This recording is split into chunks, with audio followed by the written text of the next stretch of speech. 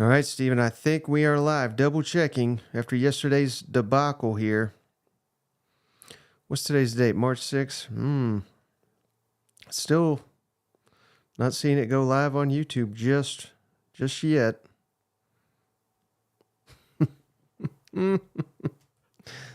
Oh, bad. Okay, I think it is live. Well, it's saying we're live, but man, this is frustrating. This is probably great content here. They don't want you to know this, drivers. All right, we are live officially. Sorry about that, everybody. All right, testing out new stuff here. Welcome in latest episode of That SEC Podcast. I'm your host, Michael Bratton. Go by SEC Mike on Twitter. And that is Steven Lassan, senior editor over at Athlon Sports. Goes by Athlon Steven on the Twitter machine. Steven, sorry for the awkward 4 or 5 minutes to start this show. How you doing, brother? Hey, Mike, I'm doing good. Always good to be chatting with you about some SEC ball, SEC After Dark. No worries at all on the delay. Keep in mind, it's spring practice for all of us, so we're working through some bugs. Hey, what a strange week in the SEC, right? Zach Arnett going over to Ole Miss, Alabama having an open practice, I think, for the first time since 2021. So strange times in the SEC. Yeah, I'm sure you saw it, Steven, but there was a big article. Chris Lowe, friend of the show, here on Wednesday over at ESPN.com. A lot of I don't want to say a tell-all, but Nick Saban had some very interesting comments about his decision to retire. And, he said, this was him himself saying about 70 to 80% of the team after the Rose Bowl defeat, Steven, when they have their kind of end of, the end of the year meetings, what have you. 70, 80% of the players wanted to know, am I going to start next year? How much money am I going to get? And that played a big factor, according to Nick Saban, for the greatest college coach of all time, in my opinion, to walk away from the game. How surprised are you that not even Nick Saban is seemingly keeping these players happy? It's more about playing time. It's more about NIL. Yeah, I think that's kind of the era of college football that we're in. And I think it's going to make it a lot harder in this era to just retain talent. Like, it's going to be easy to recruit probably. I guess I should say it's never easy to recruit and go up against some of these schools like Georgia and Ohio State. But retaining, we've seen that especially the last couple of years, like through collectives being able to retain players. It's also, I think, another reason you and I talked about quarterbacks a few weeks ago with Graham Mertz and DJ Lagway, like playing players early to keep them happy and then being able to find ways to retain them. So it was a fascinating, just overall kind of, I'm sort of a sucker for those behind the scenes, like tell me, like exactly walk me through what happened. Just kind of an interesting, circumstances that kind of led to officially to his retirement. But also I think the other part of that was interesting to me was that he kind of told, Greg Byrne before the season that it was getting to that point. And I think if you paid attention during the season, there were some breadcrumbs that he was kind of dropping that this was going to be the last go around. So he was trying to tell us, I think, during the season, and maybe we missed some of those breadcrumbs, but still just a fascinating all around story about it for sure. Well, we certainly didn't miss the breadcrumb there at South Florida, Stephen. That was the worst, short of UL Monroe losing to them his first season there at Alabama. That was the most pathetic showing I had seen from the Crimson Tide, so I kind of had a feeling that was coming. But, hey, fun idea for this show, Stephen. We're going to get to it in just a minute here, but identifying 2024's Dan Enos. And what I mean by that, Stephen, is, just an awful, awful assistant that could cost a head coach his job, could derail a season. I mean, this time last year, certainly there were some people doubting Dan Enos, but I don't think the vast majority of Arkansas fans, at least the ones I saw or talked with, thought Dan Enos would be quite the train wreck he was. He damn near got Sam Pittman fired. He had what I thought was the best quarterback in the SEC, KJ Jefferson, and he regressed big time. And, of course, firing Dan Enos midseason. So we're trying to identify who that is now. We're not trying to be negative Nancy's over here, but it's always, we try to keep it as positive as we can during the offseason. But I decided, let's flip it for a change. Let's try to be just be a little negative and just pinpoint we got a lot of names, a lot of candidates that could fit the bill of this year's Dan Enos. And shout out Caden in the comments. No, I did not mean which assistant will be emailing students complaints about his play calling. That's not where I was going with this, even though that is a fair question to inquire about. So that's next week's show, by the way. Right. Before we identified some of the candidates, Stephen, how fun was it for you to come up with this list?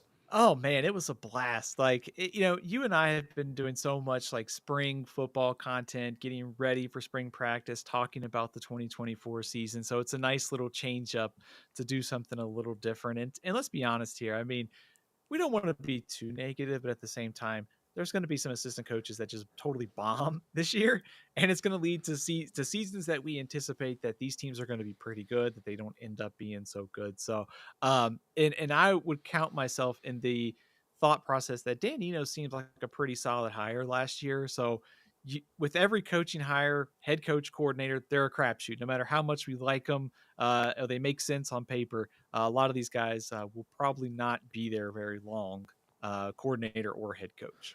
Right. So, hey, before we get into the list, one or two things I wanted to ask you real quick, Stephen, and they're with the same program here. So, but in that Chris Lowe, Nick Saban story I referenced, there was a fascinating nugget there where Alabama, it didn't say how serious things got, but clearly their list was Kalen DeBoer, obviously, and Mike Norvell. That's referenced in the story.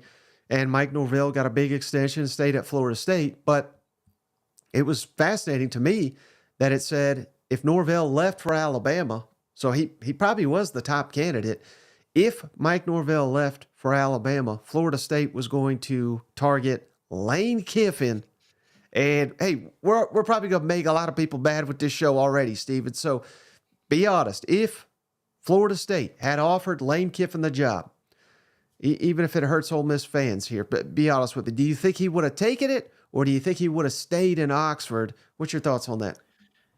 I think he would have taken the job. I think Ole Miss is probably a top 25 job in the college football world. I think Florida State's probably closer to top 10, top 12. And certainly, it's probably like a little easier to win at Florida State in the ACC right now.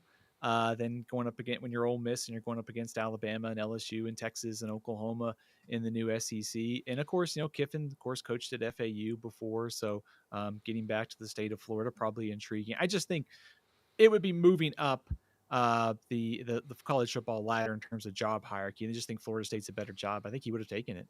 Mm-hmm. Yeah, I mean,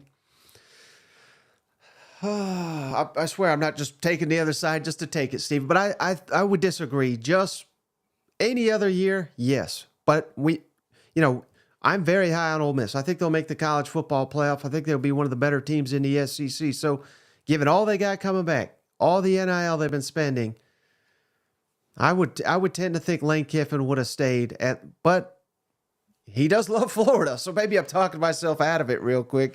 But man, what a choice that would have been. It's no wrong answer there, I don't think, for Lane Kiffin. I think timing would have been interesting to see, because I do think the timing of it would have been something to watch, just because it's coming so late in the cycle. Like, had this job opened up in December, it's probably an easier decision. Whereas now, if you're talking about January, you already sort of have your roster set for next season. So to your point, and maybe the argument in favor of Kiffin would be staying at Ole Miss would be, hey, it's late in the process. I've already got my team. We're going to be good this year. The NIL thing is flowing. We've got the roster that we think can compete for the playoffs. So yeah, I don't think it's necessarily a slam dunk, but I do think when you get a chance to move up the hierarchy, and he could probably dominate at Florida State, much like Mike Norvell is doing right now. Yeah. Well, I wanted to be a little negative there because this other thing I just think is a huge boom to Ole Miss, Stephen. Zach Arnett, former Mississippi State head coach, and of course before that defensive coordinator, hired on as an analyst in Oxford.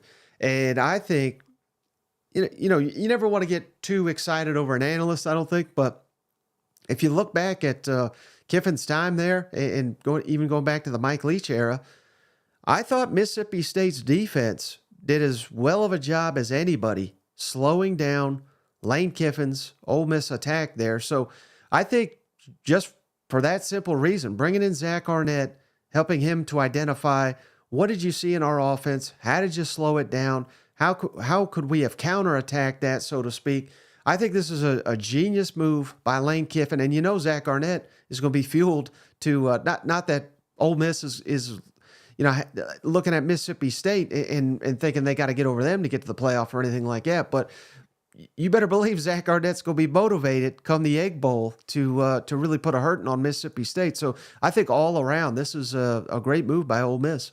I totally agree with you, Mike. I think number one, just getting intel from a defense coordinator that's had some success against you and being able to kind of understand their mindset and how they can attack you in ways you can improve, huge boost. Also, anytime you can add sort of a head coach and a defensive coordinator, the brain power to be an analyst, and this is exactly what Nick Saban did at Alabama. I mean, just adding head coaches, coordinators, guys who could come in, work the off-field role, be the analyst, get the game plans ready during the week and do some scouting. It's a huge boost. So there's no downside to this. And to your point, I would expect a very motivated Zach Arnett as he works in Oxford to try to get some revenge for getting let go at Mississippi State. Of course, some of his decisions played a role in getting let go at Mississippi State. But yeah, win-win, I think, all around for Ole Miss.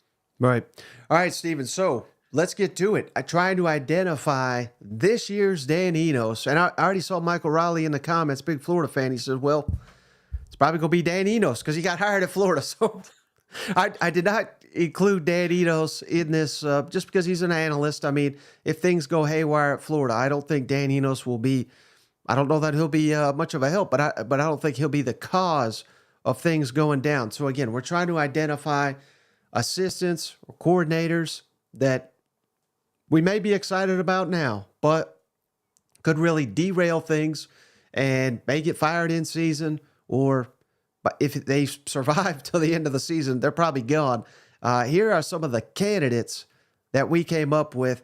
How about Alabama defensive coordinator Kane Womack, Stephen, where I didn't do a ton of stats for a lot of these guys, but I did look at defensive and offensive scoring efficiency. He was at South Alabama, of course, as the head coach the last couple of years. In 2022, South Alabama was number 21 in the country in defensive scoring efficiency. That's solid, right? Well, last year, number 47. So, I mean, they took a big step back.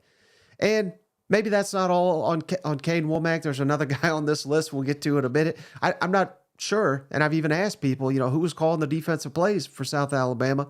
Not been able to get a concrete answer here, but just because you're hiring a guy that was at South Florida, I know he's got some SEC ties.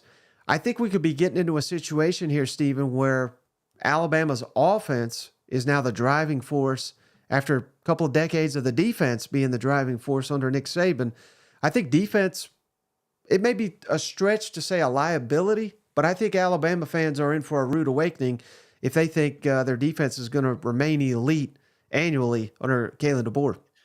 I think one of the things that stood out to me last year about Sun Belt football, and I won't go too deep in it, but it is interesting, the stat that you pointed out of the regression of South Alabama's defense, because it wasn't like they lost a bunch of guys. They had a very veteran core that came back last season. So just to see the regression was pretty surprising to me.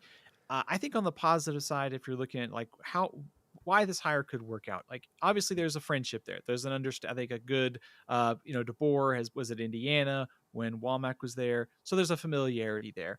Also, I think, we've heard some things about Womack working with Nick Saban to sort of mesh the two schemes together. I think that's a positive. It won't be just a total overhaul. So I think obviously trying to sort of minimize how much transition period.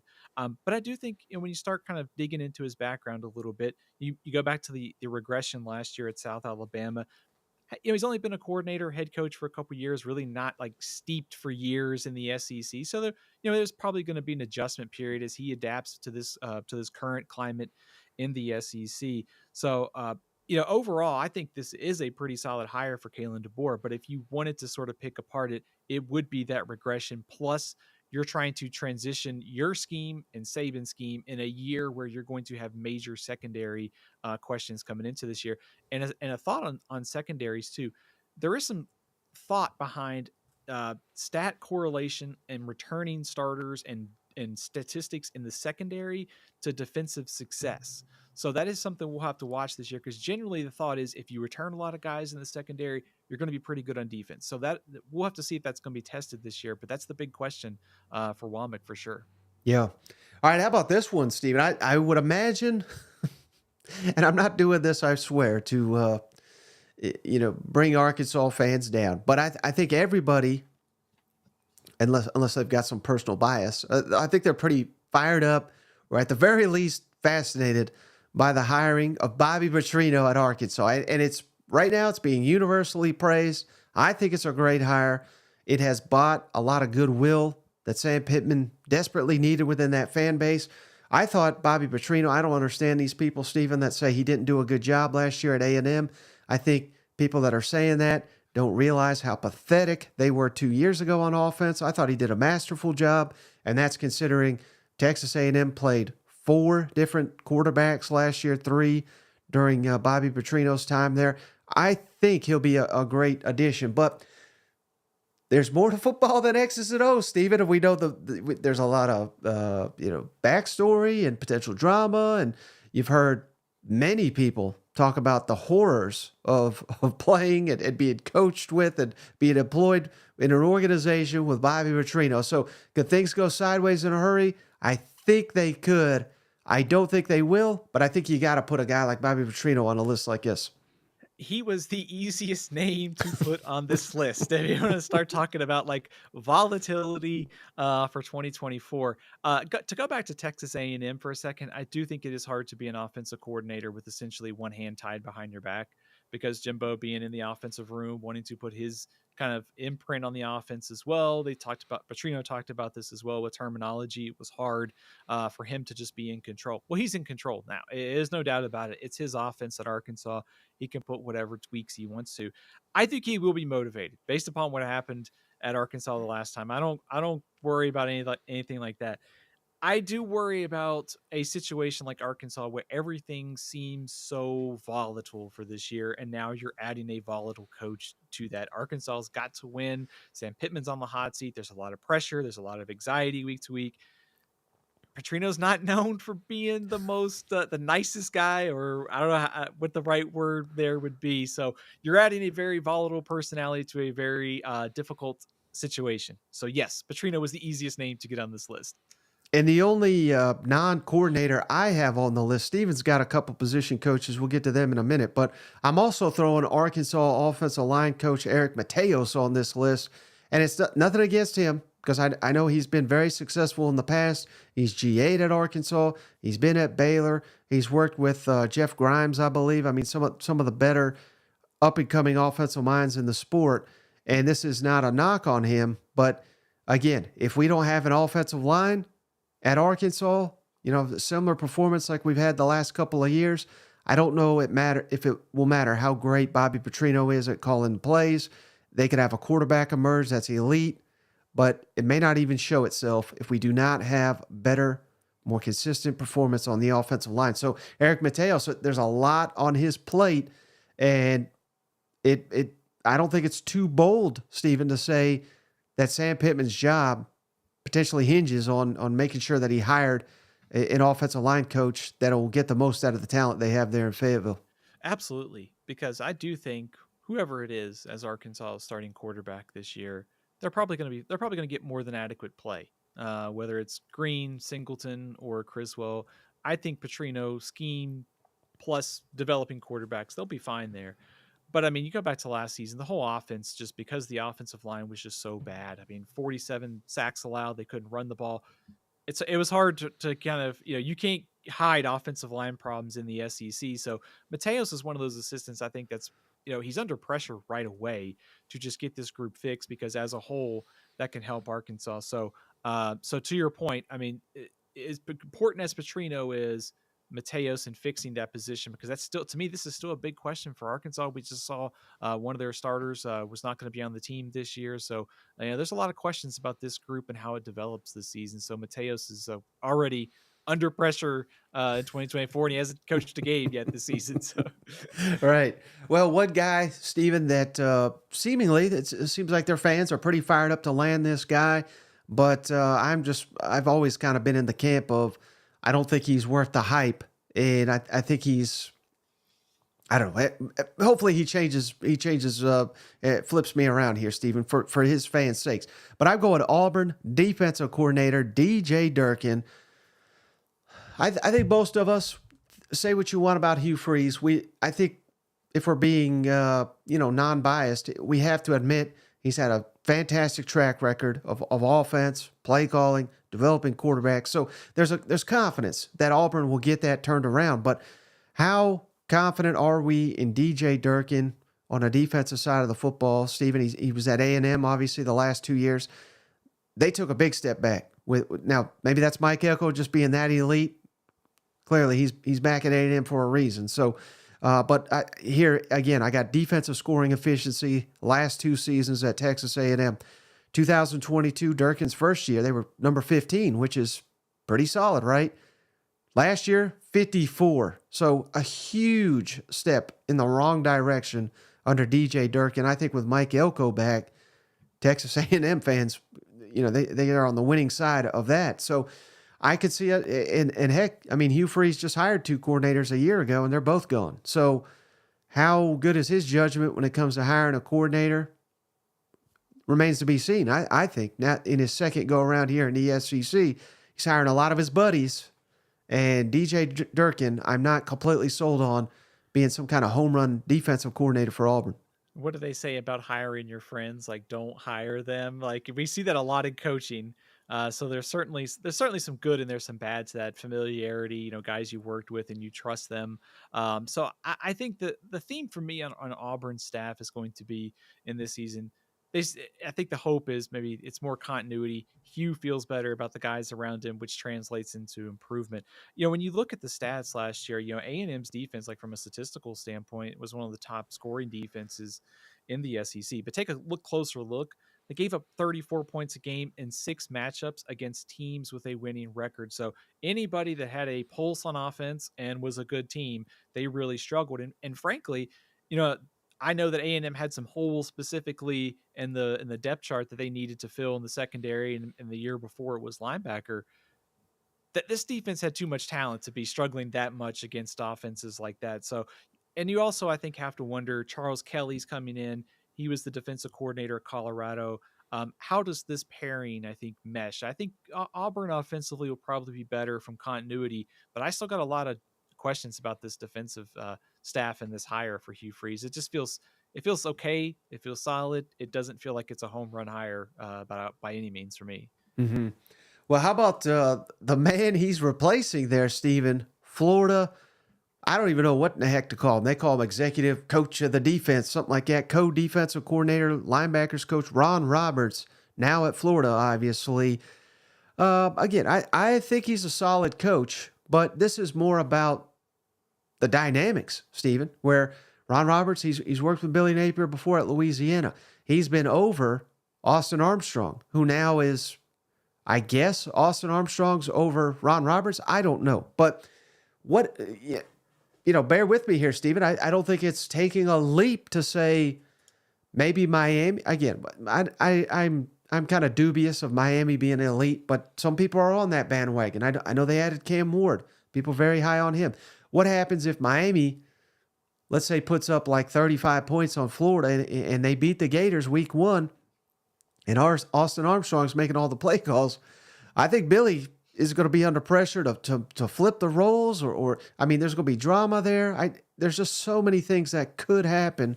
I like the addition, but I'm confused about their roles already, and we haven't even got to fall yet. This could be a disaster.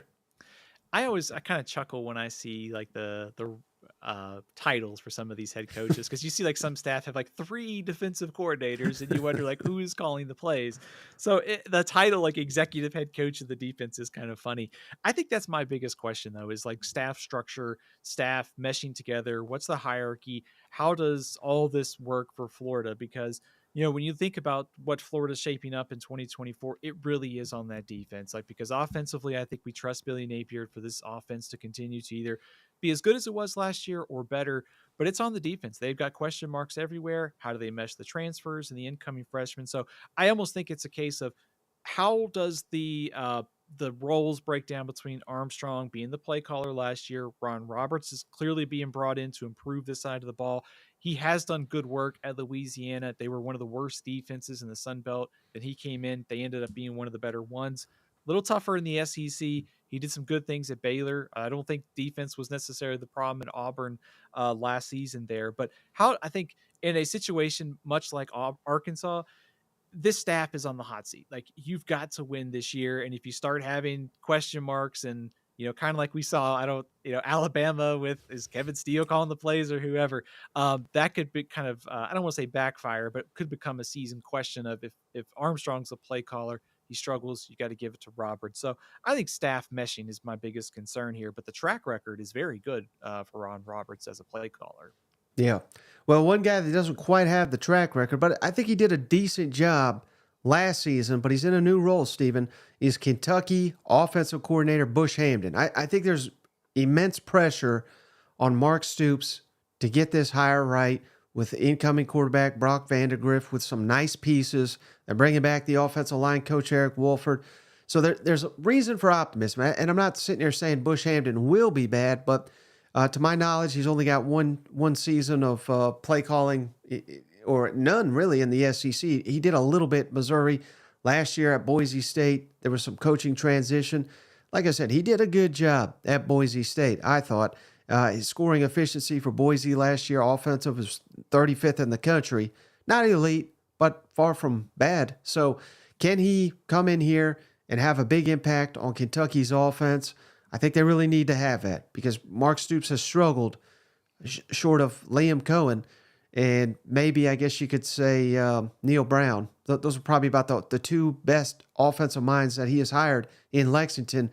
There's been a lot more duds than there have been home runs here. So Bush Hamdan, I think, and again, expectations at Kentucky have risen, Stephen. I mean, 6 wins, 7 wins, that's below standard now. So can Bush Hamdan come in and get us back to 8, 9, 10 wins? I think that's the expectation now in Lexington, fair or not. Yeah, I think if you like sort of think about this season for Kentucky, and like you and I have talked about a little bit this year, which is like, what is the next act for Mark Stoops? Like, can you go from being 6-6, 7-5 to getting back to 9-3, 10-2? Like, taking that next step in an SEC that's getting bigger and better is going to be hard.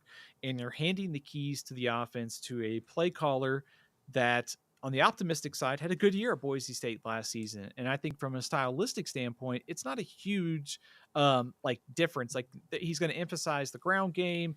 He is a former quarterback. That's good for Brock Vandagriff to have somebody like that on the sidelines.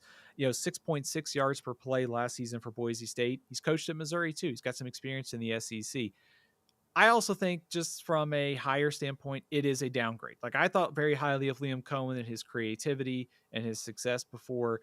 If you look at Bush Hamdan when he was at Washington, 25 points a game in Pac-12 contests one year, 26 another year. So when you go back and look at what Washington did under Chris Peterson, some of the regression offensively happened under Bush Hamdan's watch. So that is something that I am very curious to see, is was the circumstances at Washington. He was better at Boise State. It's just, there's a lot of unknown here, but for Kentucky, they have to get this right to try and elevate the offense. And you also have to get the right guy in to develop your quarterback, because Brock Vandagriff has a ton of talent, but there's a lot of unknowns here as well. Mm-hmm. How about this name, Stephen, where I've heard great things, but to my knowledge, he's not called any plays, at least not at a significant level of football here. LSU offensive coordinator, co-offensive, whatever you want to call him, Joe Sloan, who, again, I'm not saying he's going to be awful or anything, but quite frankly, I don't think anybody knows. And at, we heard Austin Armstrong was a prodigy. Remember, Nick Saban hired him to be a linebackers. If Nick Saban hired him, he must be great. Florida had the worst defense, I think, in school history last year. So, again, not saying that is the role that Joe Sloan will fit at LSU, but there's a lot of transition. And if Garrett Nussmeier, who there's incredible hype and expectation for, if he struggles, they are going to be pointing the finger at one man in Baton Rouge, and it's Joe Sloan. And I hope he's up to the task because, Mike Denbrock was a heck of an offensive coordinator, and obviously Jane Daniels, arguably the best player in all of college football last year. So there is room for a drastic drop-off, and I hope it doesn't happen, but I could foresee it. No pressure. I mean, 45.5 points a game. Got to replace the Heisman Trophy winner, replace two of the best receivers in college football. No pressure, right? I mean, if you're Joe Sloan. No, I think, the positives here for Sloan ought to be, and for LSU, he's a quarterback guy. Jane Daniels got a lot better from year 1 to year 2. Garrett Nussmeier seems to be on a very positive trajectory. So if that continues, I think you feel good about Nussmeier taking that next step. His offenses, when he was a play caller at Louisiana Tech, left a lot to be desired. Now, Louisiana Tech hasn't been great, so there's probably something to that. Continuity is good. It just doesn't always equal success. And so I think when you're looking at LSU this year, I think the hope is the scheme stays the same. Sloan is able to develop Nussmeier. But Mike Denbrock was also pretty good, and I do think he'll be missed. So if that offense regresses this season, maybe we see Brian Kelly do what he did to the defense. He'll just be on offense next offseason. Yeah. Well, now this guy, it's going to be tough to get a read on him. I truly do think, Steven, he could be doing a heck of a job, and it may not display itself, at least immediately. And that's Mississippi State defensive coordinator Coleman Hutzler, he's been a special teams coach. So no defensive play calling experience, to my knowledge. He's going into that role for a first time under a first-year head coach in the SEC. Good luck. And with a dearth of elite defensive talent, I mean, two of the all-time school tacklers leaving, and Mississippi State's got a proud tradition of defense, and I think there could be a drastic drop-off here, and it may not even be their fault, Steven, because of the offensive system that they play. The defense is just going to be forced to face many snaps, and that is something that, as high-flying as Ole Miss and Tennessee can be, they still suffer from that as well. Their defense faces a ton of snaps just by a byproduct of their offense, and that's what Mississippi State is embarking on. I think it's going to make for an exciting brand of football, and I think Mississippi State's better off for it, but the defense, not necessarily the case there. Yeah, from just a basic standpoint, to set the foundation for this year, last year was not a great year for Mississippi State's defense, and they had all of those key pieces on the roster, like you mentioned. I mean, Jet Johnson, Nathaniel Watson, a host of other guys. I've got them having 2 returning starters for this season on defense, and they were a defense, like I said, that wasn't very good last year. So you're already replacing a lot off a defense that struggled. Coleman Hutzler, one of the best things about his bio at Mississippi State, it says an SEC coaching veteran. And that is so true, because if you look at his resume, he has spent time at Alabama, he spent time at Ole Miss, he spent time at South Carolina and Florida. Good coaches have hired him. Nick Saban, Lane Kiffin, they think very highly of him. But I think it's been more special teams. Now, he was the outside linebackers coach at Alabama last year. Dallas Turner turned out pretty good.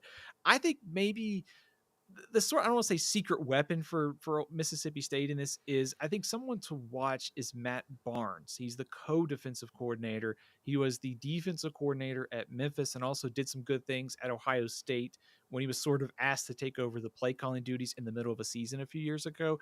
So maybe in the optimistic sense for Mississippi State, they have a guy who's been a play caller at some different levels, and they can sort of ease that transition. But a guy that has been it's a first-time defensive coordinator with a lot of questions at a place that's turning over a lot of personnel. And it is, like you said, with the offensive way that Mississippi State's going to play, this is a very, very difficult challenge for Coleman Hutzler this year.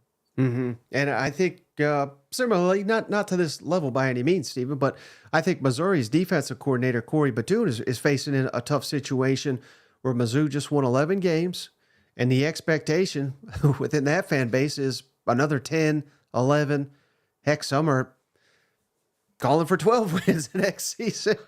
Despite it, I mean, that we're just crazy down here, Steven. That's all that is. But I mean, Blake Baker, I thought that was a poor hire when they made it. It was one of the best hires in the SEC in recent years. So stepping in for his shoes, Corey Batoon. And again, South Alabama went from in 2022, number 21 scoring defense in the country. That's excellent. To 47 last year. And is that more Cade Womack? Is that more Corey Batoon? I don't know. But the fact that you have two of those guys and this is the results you're getting, which, you know, obviously I'm sure they're at a talent disadvantage to most programs. So maybe these numbers aren't even fair. But what will it look like, Missouri? We've got to keep the momentum. We got pieces, but we're losing some big-time linebackers, big-time players in the secondary. Can we replace them? We've attacked the transfer portal to make up for those losses, but this is going to be on Corey Batoon to. We can't go back to where we were a couple of years ago under Steve Wilkes. If we have that defense, Mizzou is going to take a big step back.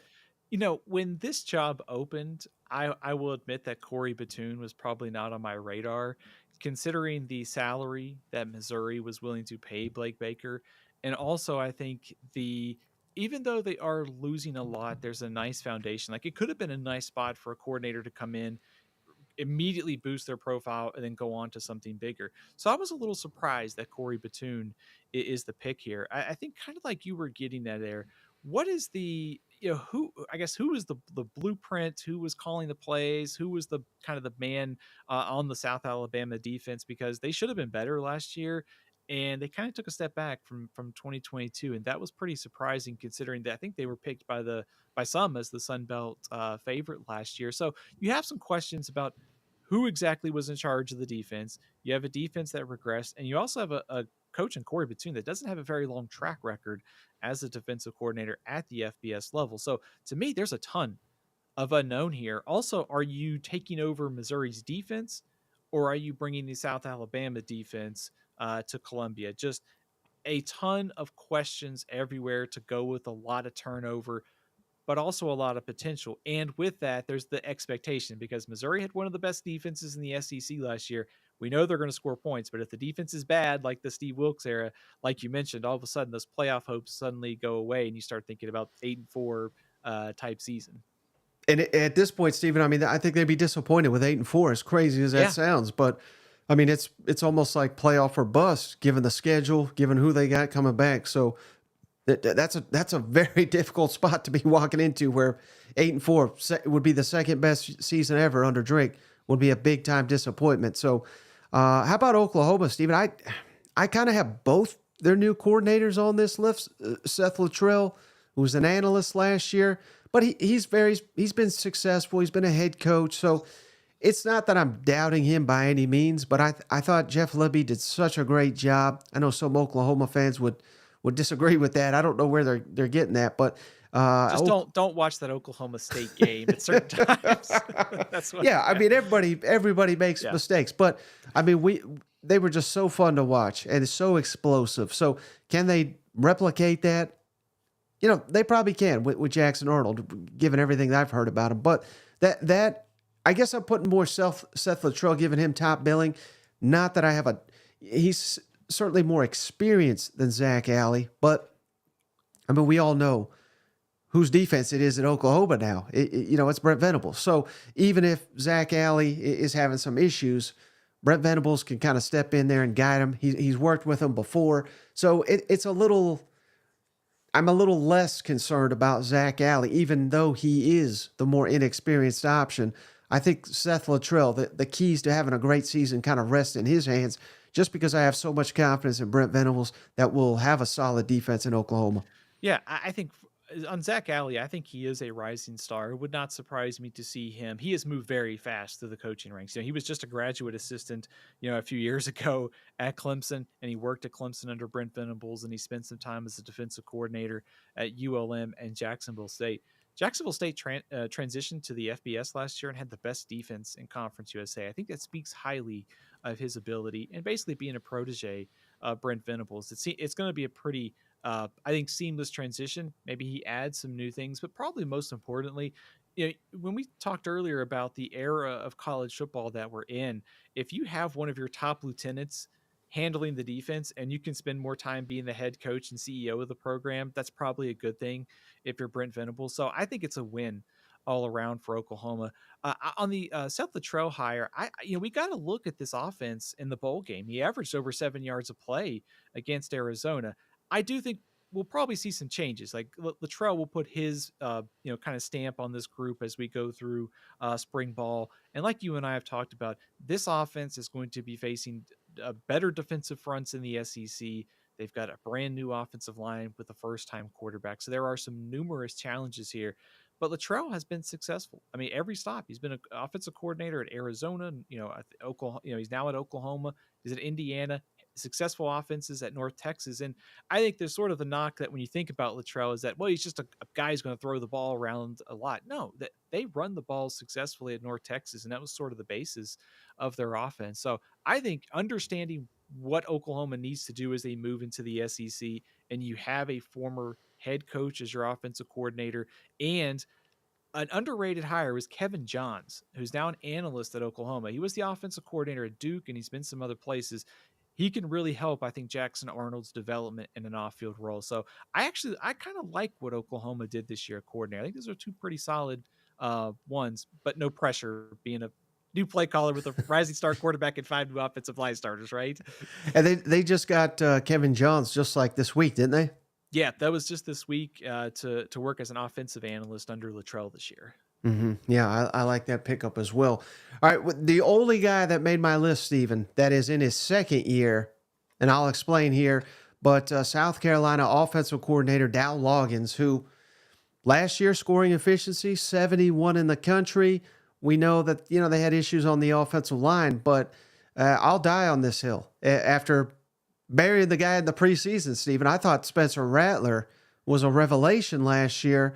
Xavier Legette was otherworldly after, I believe he had 41 catches his entire 4 seasons, and then his 5th year he just explodes. I've heard some talk he could be a round 1 pick in the upcoming NFL draft. How you lose Xavier Legette, Spencer Rattler, and you're still, let's call it what it is. Not very good on offense last year. What will this unit look like without those pieces? Particularly if they can't solve their issues on the offensive line. Dow Loggins, I think, could be in for a rough season in Columbia. I hope I'm wrong, but he's he's on this list for a reason, and it's because I don't think he got enough out of the tools that he had to work with last season. I think also another reason he's probably on this list, and you could probably make it coordinators on the hot seat, coordinators under the most pressure. He probably wasn't the most popular hire, fair to say, at South Carolina to begin with. Marcus Satterfield was not good. Last year's offensive stats were not great either. Obviously, the offensive line issues and the inability to run the ball and also losing Juice Wells were significant. So he had to overcome a lot. And so I guess the question that I'm coming into this season is, what kind of offense does Loggins want to run at South Carolina? Because you have this quarterback in Lenore Sellers who has shown some flashes in limited time. I think he's a little bit different than probably what Spencer Rattler did. Was the scheme that he wants to run closer to what they want to run this year, or was it last year? And also, how much of last year's problems were his inability to overcome some of those obstacles, or were they just obstacles that were just too difficult to overcome? He had a lot to overcome last season, but also track record in the NFL wasn't great as a play caller. So I will be very curious to see how he and Lenore Sellers, plus all the new pieces, sort of line up for South Carolina. Just a ton of intrigue and a lot of change at South Carolina this year. Mm-hmm. And then the last guy on my list, I know you got a couple more you want to hit on, Steven, and I felt bad even writing this guy's name down, but this was kind of the ultimate. We're all fired up about him. We think he could do a great job, but he's not been in this conference. He's a younger guy. Colin Klein, Texas A&M offensive coordinator. Now, last 2 years, Steven, 2 years ago, number 26 scoring offense in the country. Last year, 24th. So he's consistent. I heard someone the other day say he lost Deuce Vaughn and they got even better at Kansas State, which is a credit to Colin Klein. So I think he's about as home run of a hire you can get. But I guess I'm just putting this in there because it's a new system, completely different than what they were doing before. And I just have so much faith in Mike Elko. I think the defense is going to be elite. It's going to be incumbent on the offense in College Station. If Texas A&M's really going to exceed expectations, it's going to be because of the offense, I think, at least this year. So a little bit of a pressure on Colin Klein. I'm not saying he's a bad hire by any means, because I don't believe that. But if they fail, I mean, he's the perfect Dan Enos candidate. Arkansas fans thought they had a good offensive coordinator too. Yeah, I think from just on the base level here, I think if you were to make a list of the top coordinator hires in college football this year, like Colin Klein's right at the top. So automatically, like the pressure is high, the stakes are high because you have Connor Wigman and you have a very good core of talent that has been underutilized for the most part in the last couple of years. Got better under Bobby Petrino last season, so there's a ton of pressure. I do think Klein is interesting. If you go back to his playing career at Kansas State, he was a Heisman Trophy candidate. And one of the ways that Kansas State promoted him was by sending out Band-Aid boxes that had his image on it, because he was such a he carried the ball like over 200 times one season. He just took constant wear and tear. Like he was beat up at the end of the year. So that was kind of the reason that they promoted him.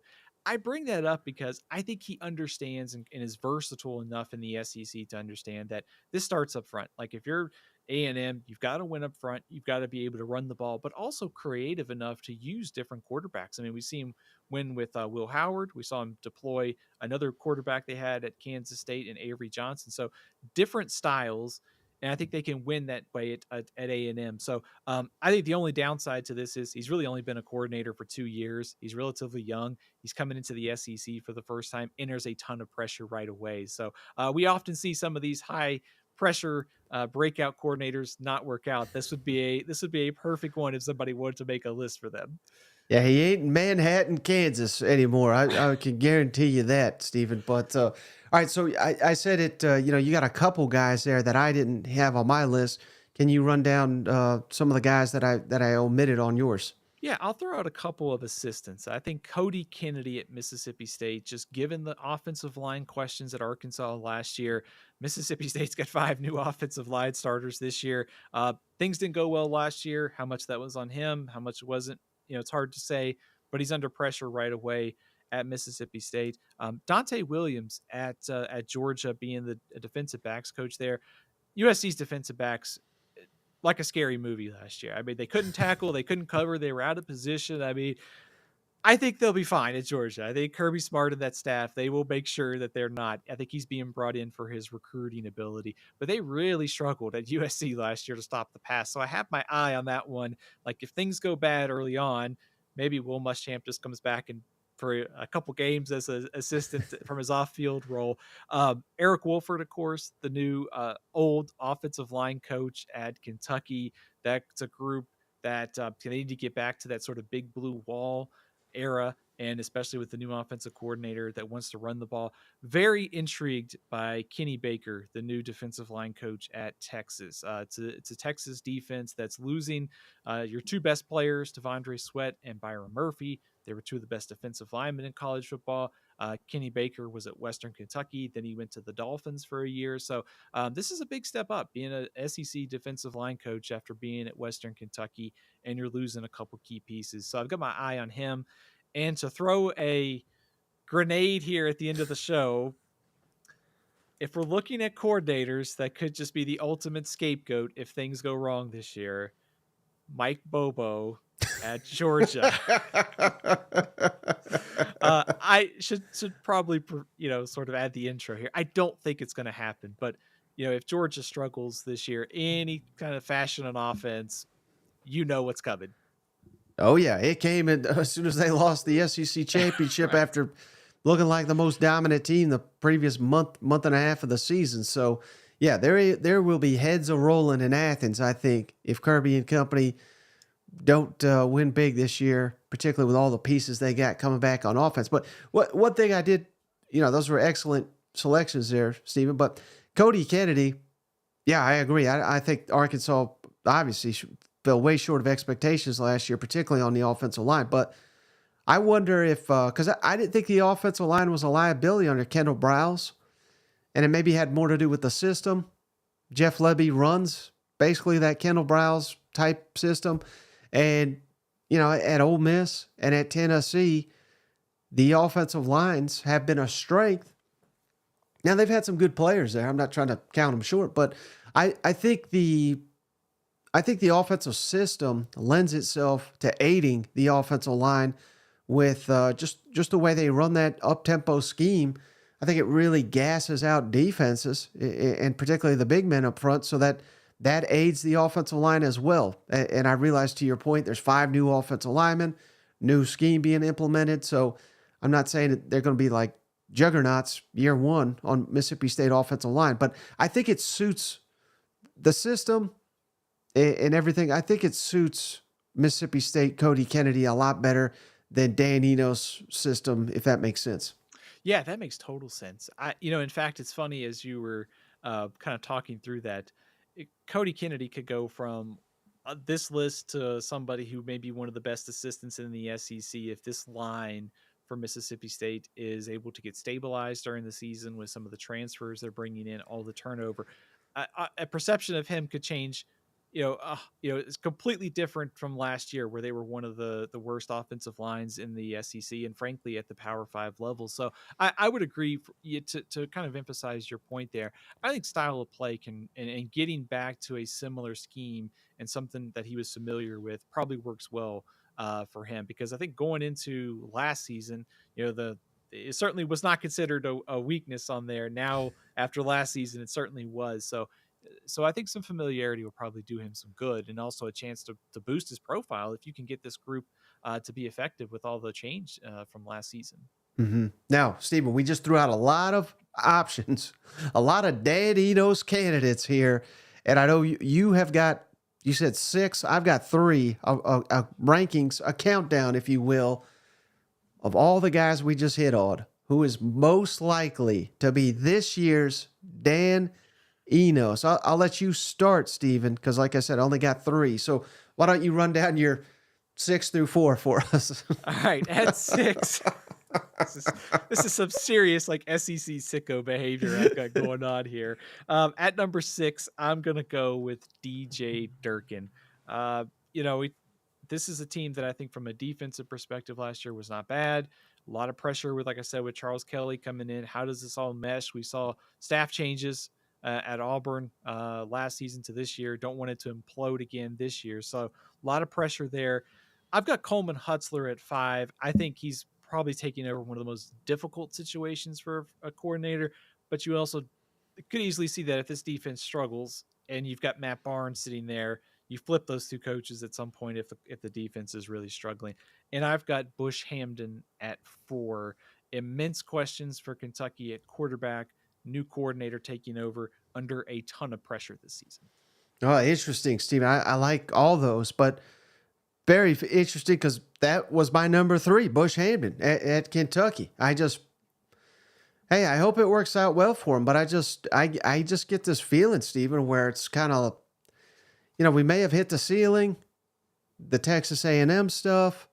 Liam Cohen seemingly wanted every dang job he could get his hands on, an interview. I mean, I don't know. I just, we're getting away from the East Division, which I'm not trying to take away all of Kentucky's success and credit to that, but, doing away with the divisions, I think hurts Kentucky. I don't know. I think in this new look SEC, they are uniquely positioned to suffer some consequences. I hope for their sake I'm wrong, but I don't know. And like you've already said, Liam Cohen, had a very high respect for him. I think this is a downgrade, but heck, I don't know. I mean, Bush Hamdan may be amazing. I hope he is. It doesn't feel like Bush Hamdan is a type of coordinator that makes you go, that raises the ceiling. Like it feels like this could be a very solid hire for Kentucky. And of course I could be proven totally wrong by this, but it feels solid. It doesn't feel like it's like with Liam Cohen. I felt like there was more upside because of his creativity and also what he did in developing some of the quarterbacks there. So I think maybe the best way to put it is the floor seems to be pretty solid for Bush Hamden, but also the ceiling maybe seems to be a little bit limited, just based upon his track record so far. Right. And I was also, again, I don't know if this is fair or not, Stephen, but he was at Missouri. And as I understand it, he wanted to be the play caller, and Drink said, we're good. So he left. And that's why he went to Boise. So, again, does that mean he's an awful play caller? No, it does not. But maybe Drink just didn't want to give up the play calling duties at that time. I don't know. We should also note here, I know this is kind of getting in the weeds a little bit, but Boise State's had some pretty dang good offenses over the years. And sometimes when those coaches go elsewhere, they have not worked out. Brian Harsin being one of them.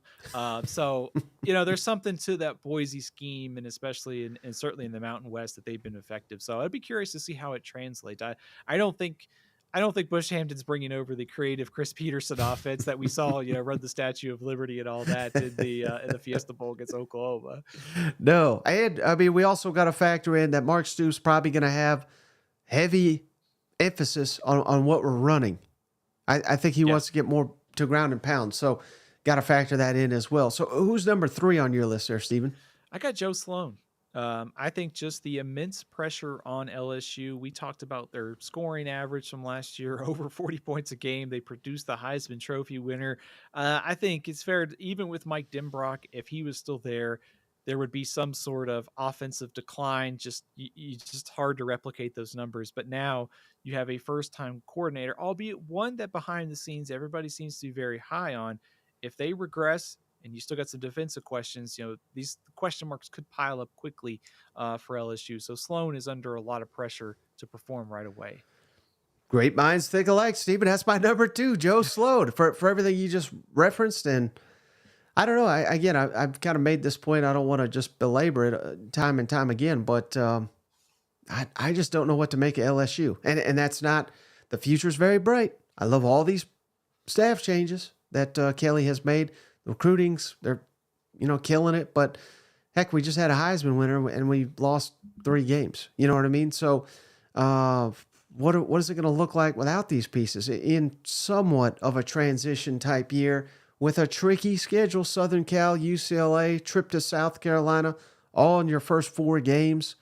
Not saying that you can't win all those games, but it's a very unique slate. So I don't know. I think things set up for a somewhat of a down year for LSU, but even a somewhat down year, maybe 9 wins instead of 10. Something like, I don't think the wheels are going to fall off, but a lot of pressure on Joe Sloan to replicate some of the success they've had, because I think they're going to need it, because I still think it's looking at their secondary, looking at their defensive line.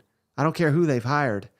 It's more important who they have to work with. And right now, LSU on the defensive side of the ball, it's got a lot of question marks. Yeah, I think when you look at just from LSU has done defensively this offseason, I think it's very easy to get excited about Blake Baker and Bo Davis and Corey Raymond coming back.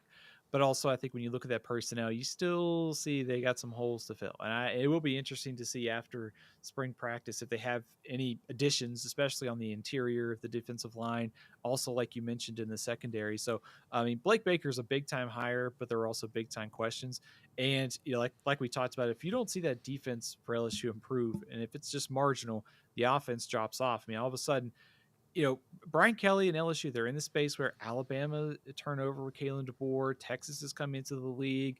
The pressure and question marks could really stack up here if things don't, if Joe Sloan doesn't work out as offensive coordinator. And frankly, I know there's turnover here, obviously with Daniels and the receivers, but you got one of the best offensive lines in college football coming back, and you're not lacking talent at receiver and quarterback. So if this doesn't come together quickly, it's going to be not so good for Joe Sloan. All right, so he's my number 2. Who's your number 2, Stephen? I've got Corey Batoon. I think, to kind of go back to what we talked about, is kind of a surprising hire. But also I think you could see how it makes sense. I think he's a little bit older. Maybe he's not going to be looking to take the first kind of paycheck out of Columbia to go coordinate another SEC defense. Eli Drinkwitz has done a good job. Kirby Moore, Blake Baker were outstanding coordinator hires. So it was a surprise, I think, to us. But at the same time, I think you just have to kind of trust what Eli Drinkowitz is doing. But there's also, it's the same thing with Joe Sloan. You are under pressure right away. You are inheriting one of the nation's best defenses. And yes, there's some turnover, but returning talent plus transfers, this defense shouldn't fall off too much. And especially with the expectations Missouri has of going to the playoff, following up last year's excellent season, a ton of pressure from me on Corey Batoon to do well and do well right away. Mm-hmm. Yeah, and if I put a number 4, he was going to be it, Steven. So we're pretty close on that one. So we're here to the number 1 candidate to be this year's Dad Enos, and I'm going. There's a reason I put this outlier on my list, Steven. Dow Loggins, South Carolina. I wish him well, but I don't know where we're going here with South Carolina right now. I really don't. We've taken a step back. We're so many unknowns with a tough slate, particularly the first couple and the last couple. I mean, this, I don't know. I hope I'm wrong. It seems like when we discount South Carolina, they exceed expectations. So maybe that'll happen again. But with Spencer Rattler and Xavier Legette gone, and just a lot of question marks. I know I don't want to even say you were down on Lenore Sellers. You basically just questioned, what is this guy? And they all jumped on you. So maybe I'm taking some of that. I'm trying to get some of that blowback on me, Steven, to shield you a little bit here. But I hope Lenore Sellers fits what Dow Loggins wants to do, because if he doesn't, it's going to be a long season in Columbia. I think to use a term that you and I have talked a lot about is sort of proof of concept and sort of the momentum for a program, whether momentum is real or not. If you're South Carolina, you've had good finishes at the first 2 years under Beamer to where you were able to go to the postseason. And now you start talking about, you took a step back last year. Recruiting was going pretty well. Now if things really, Loggins plus Sellers, how does that work? Because that tandem is probably going to dictate, kind of the arc of this season for South Carolina. They got question marks on defense, but these two have to hit on the production for South Carolina to go back to a bowl game and navigate that difficult schedule. When you look at the bottom of the SEC for this year, there's like question marks at every one of those teams at quarterback.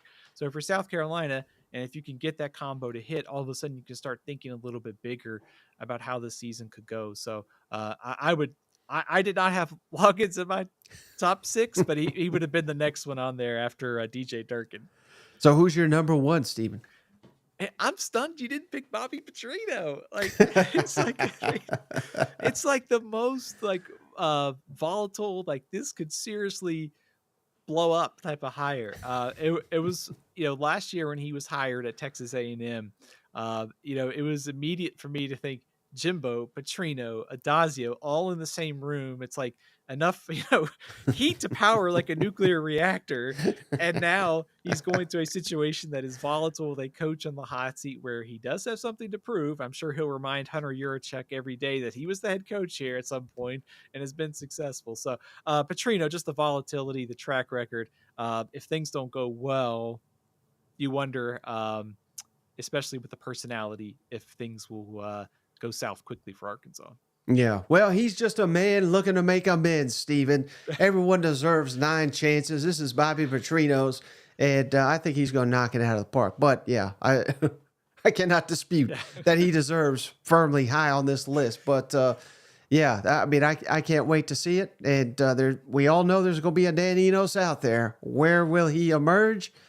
We'll have to find out this fall. But I know I sure had fun ranking the candidates here, listing them out. There's tons of potential in the SEC, but man, it could be anybody. It's like Jaws. You just don't know where that sucker's at till he's right up on you. You know what? Yeah, especially in the SEC where all it takes is one loss for Jaws to not only find you but get you and take you down. Thinking back to that Brian Kelly, LSU Florida State game from it was Brian Kelly's debut. It's just how it wasn't going to work and all that. They ended up winning the SEC championship. So yeah, they will be out there. And Mike, just be sure to keep an eye on your email tomorrow for any emails from Mr. Enos. All right, Steven. Hey, before you go, appreciate your time as always. Can you tell the audience how can they find you? How can they follow you on social media? Yeah, you can follow me on Twitter at AflonSteven, and you can check out all my work on YouTube over at All CFB 365, Stephen L CFB, Instagram and Facebook. And be sure to check out the Cover 2 podcast work there from Athlon Sports. We come out every week talking all things around the great sport of college football. All right, Stephen. I appreciate you. I appreciate each and every one of you for hanging out, especially those on the live show. We will catch you